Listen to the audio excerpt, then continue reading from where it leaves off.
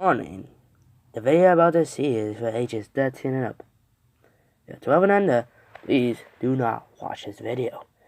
And maybe when you sound a little puffy and have a cough, it's because I have a cough. For the rest of my audience, enjoy the video.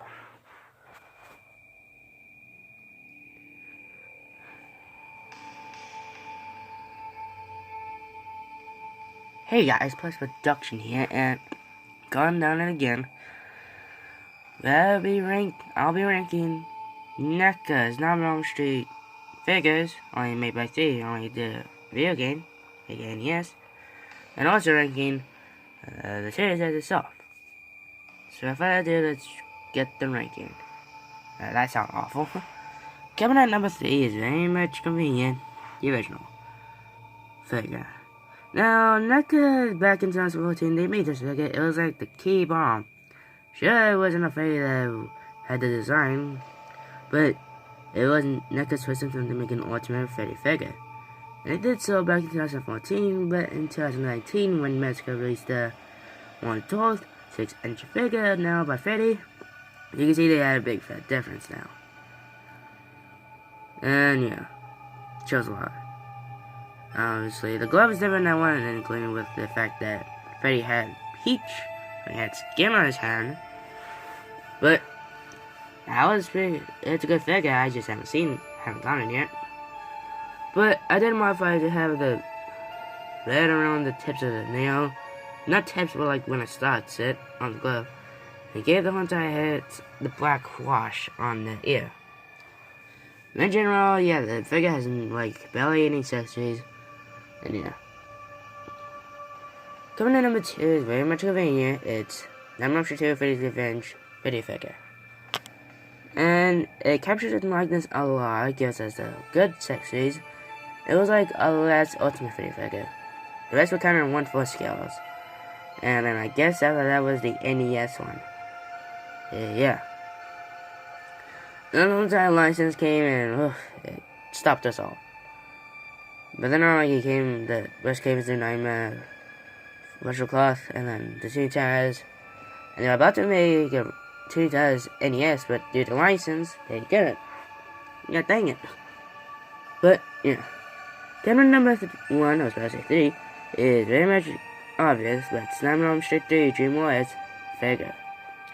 Now, if you can see right here, hey, that's the scene. Yeah. I had to fix the camera. But the figure has good accessories, has puppet, has the house, has the let's get high hands, and yeah. And the head sculpt with the shut and the cross on the forehead is pretty cool. Even though back in like 2015, 16, around that era, NECA didn't even get the feature of light up.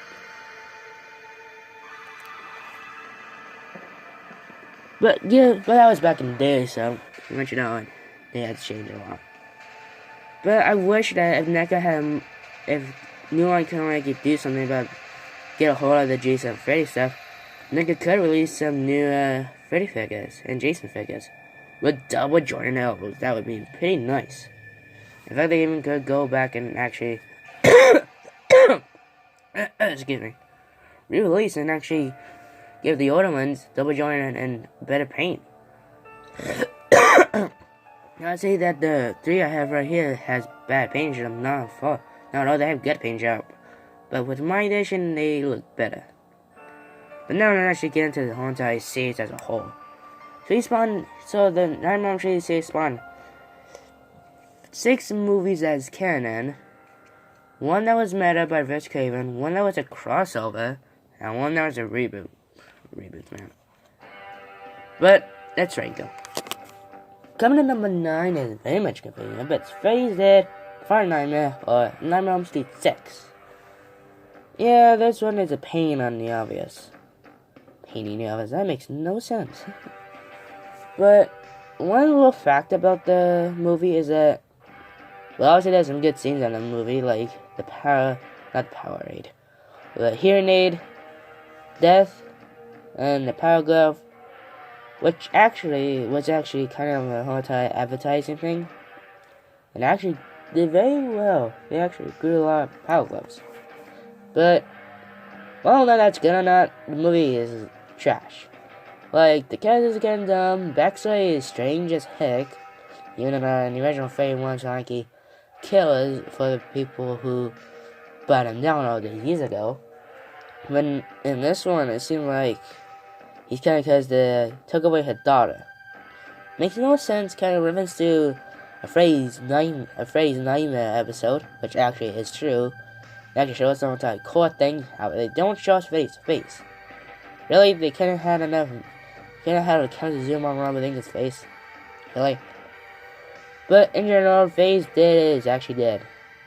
Like, the 3D campaign was just a cash grab, only implemented for the last 10 minutes, and pretty much, that's it.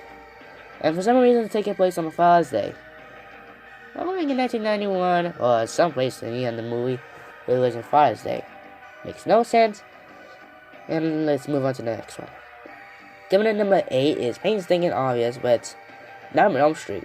Nah, not the original you people, it's the remake. Let's say boo, but the Nagi, that's kind of a remake. And this one kind of just spawned the whole entire craze that kind of like phase went off the screen ever since. But talking about the good things about this movie is kind of off, but the glow looks pretty cool, like that. Jake Ellie does an alright job as Freddy, even though Robert Englund is the king of Freddy. And while the updated scenes of the original do look pretty cool, my god, the CGI, man, no look good. And the backstory, how the Freddy killed, oh, no, not good at all. However, that was taken from the original script for how Freddy killed. He used to rape him. I don't know what the heck happened there, but, oh well. But, my god, man, Nancy in that movie is, my god, she only did it for a paycheck. That's another shit. How they could tell me from a famous time ago and a famous series to just be death. Like, no character at all. However, the one good thing about the sleeping pill is that's very cool. The kills are alright. That's all I gotta say. Coming in number 7, is Nightmare on Street 5, The Dream Child. Now, this movie is kind of like what happened in the Dead Era, aka 1989. Well, that was a Dead Era. Spawn cells, better Silent Night, Deadly Night 3, Silent Night, Deadly Night 3, better watch out. 5, Revenge Among the Mice, 8, Jane Takes Manhattan, Pet Cemetery, and there were like a lot more things, but the ones I was talking about horror, yeah, those are kind of ones that kind of made horror in the 90s, but, not gonna be good. Except for Chocolate 2, that was pretty good. And Candyman. But like, yeah, this one kind of showed it. And even in it, even showed it as well, because the movie takes place in 1989, not Chapter 2. But why this movie is like off is because it's off. Like, Ray's makeup was only done by a guy who even hadn't done makeup in like at all. It was like his first time, which back in the day was pretty nice. It was like accomplished, but nowadays, like, oh, what the heck? Having does give us some favorite one-liner like Bon Appetit, B, y'all what you eat, and now you're Danny, and a lot more stuff. But the story, man, how the heck does Freddy have a capability to argue get an unborn child, to make him a child? I don't know, man. The poster looks pretty cool, and that's about it. And about talking about a sequel for that one, no. You don't say it. Coming in number 6 is Nightmare on Elm Street 2, Freddy's Revenge. Now, with this movie, it was like a cash grab. Let's give it did not want more sequels after the first one. And Robert Englund never even wanted to sign up for this one. But he only did because if he didn't want to play Freddy, they had to pick someone else. Just like the original. But the sequel is like the entire start of this whole entire SEX, which I won't say because I'll get demonetized real quick. And just, yeah, it gives us the gay before age of the 2 person who is supposedly the main hero, such main protagonist. And it only gives it a couple of times before we realize that he's kind of the one who's kind of the murderer. Yeah, because in this movie, Freddy has the capability to like possess people. He never used that power ever again. Yeah. Freddy's design looks pretty cool in this one because it actually gave us a Freddy we know and love with. The design gave us the rich stripes on the sleeves, made the nose hook better, the bun marks on the entire body. Yeah. Glove is the same one as the original, however, a year later has aged a little bit. Yeah. Kills are kind of strange, do like the Your Mature Announce scene, and collusion with the fact that he goes on a murder rampage. People don't like that one. I do like it though, but yeah. Dogs are weird as heck because the movie is weird. Yeah. Coming to number 5 is Painting and Obvious, Elm Street 4, Dream Master. Now, this movie was like, yeah, it was like at the time of its release, around the time it came, I said that 2 times now, it was like the movie that had different scripts. Because around 1988, supposed to say 9, movies, especially for horror, had like a lot of scripts to do. So they didn't know what the heck to do with the movie. They didn't know what to do for the guy who like he did karate. The original Freddy was like supposed to do something, but I don't remember. Don't remember at all. And about Freddy's resurrection for dog pee. Oh, probably got the wrong times right there. Yeah. The kills are strange, do like the scene where he kills a girl and turns into a cockroach, was also the loophole, that's pretty cool. Freddy's glove and I went, ooh, especially in the entire franchise, couldn't tie it up with the first one and the reboot. And that's all I'm about to say. Freddy's death makes no sense how the heck he did that from the last one. But yeah, it's a nightmare movie, go figure. Coming in number 4 is Freddy vs. Jason. Now, when I did that in the last one, I forgot that I put Freddy vs. Jason at number 4. Had to rework that one. I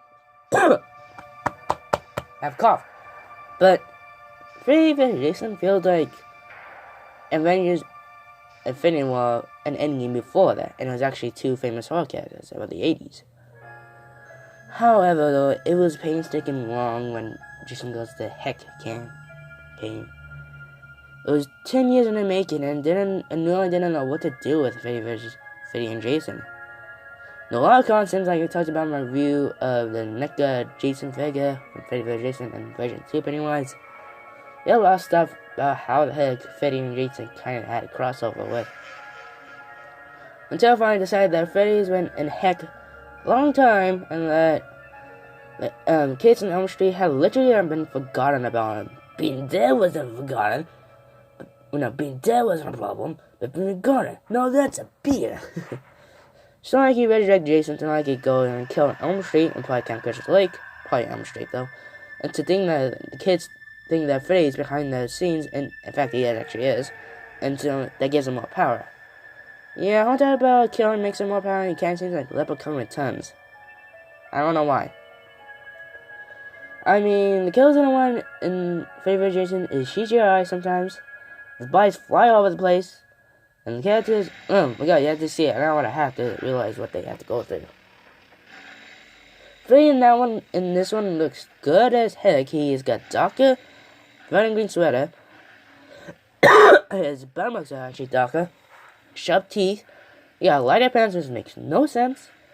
And he's got a long nail finger glove, which is pretty cool. And that's all about it. Freddy vs. Jason was a big box office, I'll tell you that. And it's one Disney, I think at the time, trying to make Marvel's Avengers, and then came Infinity War and then Endgame, and we're here right now. Thinking Freddy vs. Jason, and new link to creating a favorite crossover. And also with Aliens vs. Predator too. We don't care about that one too. Coming number 3 is very much painstaking and obvious, but it's the New Nightmare. Not the New Nightmare movie, but Wes Craven's 1994 prequel Scream, New Nightmare. That was a long sentence. Say that 5 times a day. But New Nightmare feels like it's a prequel to Scream, because it actually is. It's like, Wes Craven had this plan from already the start, the Dream World era. Seeming like Freddy can actually go into a real and actually start killing instead of being in an own character. The actors who play themselves play the characters in the movie, all they play themselves, Robert Englund, Heather Lincoln, even Les Craven. And yeah. Rated one is like the first one, because in this one they want to make him scary again, and that pays off very good. And his design makes no sense considering like he's a demon, but it's supposed to be like a copycat Freddy. So he's supposed to look different. Some of the kills look pretty cool. The ending, how Freddy, his makeup though, it look pretty cool. That's all I'm about to say. Coming at number 2 is Dream Warriors. Yeah, because the movie rocks with its theme. Dream Warriors. Freddy has comedic stuff in that too much before we go full on death. The characters are actually likable. The kills are pretty cool. Let's get high. CGI Freddy puppet. Okay. And yeah. Coming in number 1 is painstaking obvious, but the first one. This was at a time where 1984 showed it a lot.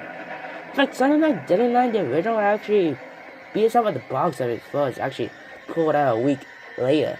But Nightmare Street beat it actually after that week. So yeah, they got a competition actually banned now and already got itself a sequels. And Les Craven before had The Hills Have Eyes and was supposed to do a part 2 but couldn't, and around that time they actually did it. But yeah. Freddy in this one is not the one we know, but actually it's dark. Characters are likable, the kills are memorable, and the score is pretty cool as you hear right here. Right here makes no sense.